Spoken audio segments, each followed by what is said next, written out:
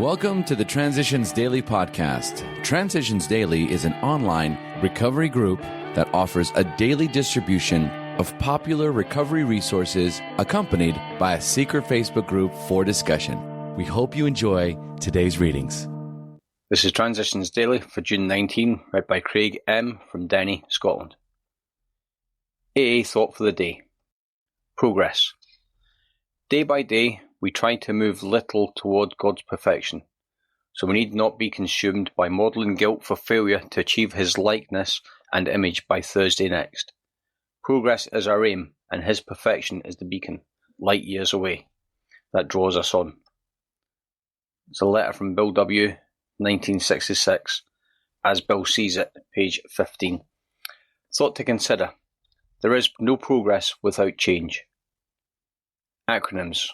God. Good, orderly direction. Just for today. It keeps getting better from getting active. After our first month's sobriety, many of us notice a distant difference.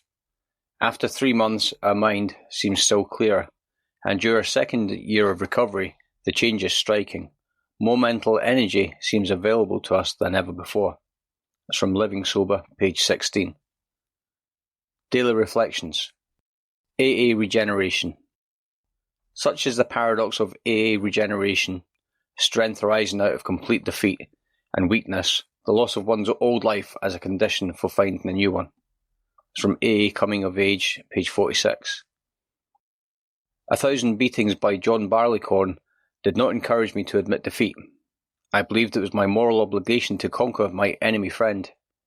At my first AA meeting, I was blessed with a feeling that it was all right to admit defeat to a disease which had nothing to do with my moral fibre. I knew indistinctly that I was in the presence of great love when I entered the doors of AA. With no effort on my part, I became aware that to love myself was good and right, as God had intended. My feelings set me free, where my thoughts had held me in my bondage. I am grateful. As Bill sees it. Whose will?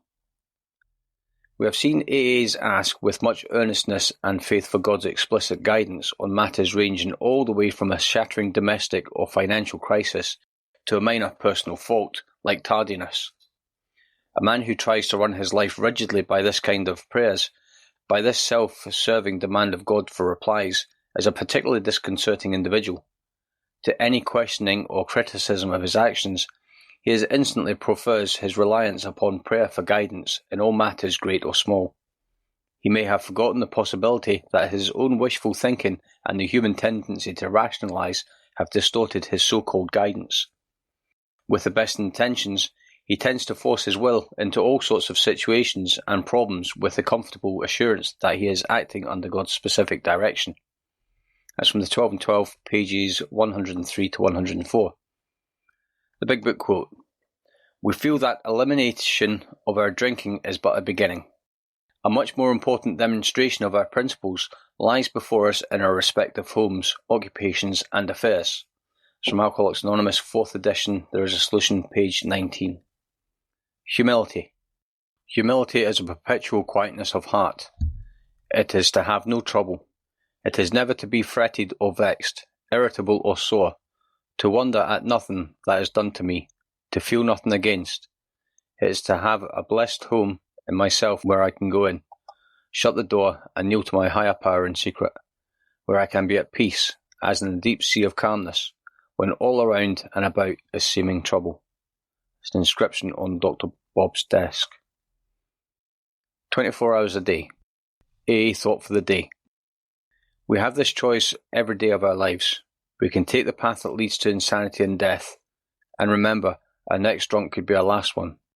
Or we can take the path that leads to a reasonable, happy, and useful life. The choice is ours each day of our lives. God grant that we take the right path. Have I made the right choice today? Meditation for today. Your real work in life is to grow spiritually. To do this, you must follow the path of diligently seeking good. The hidden spiritual wonders are revealed to those who diligently seek this treasure. From one point to the next, you have to follow the way of obedience to God's will until finally you reach greater and greater spiritual heights. Work on the material plane should be secondary to your real life's work. The material things that you need most are those that help you to attain the spiritual. Prayer for the day. I pray that I may keep growing spiritually. I pray that I may make this my real life's work. It's from Hazeldean Foundation, PO Box 176, Centre City, MN 55012. This is Transitions Daily. My name is Craig and I'm an alcoholic. We hope you enjoyed today's readings. You can also receive Transitions Daily via email and discuss today's readings in our secret Facebook group. So for more information, go to dailyaaemails.com today.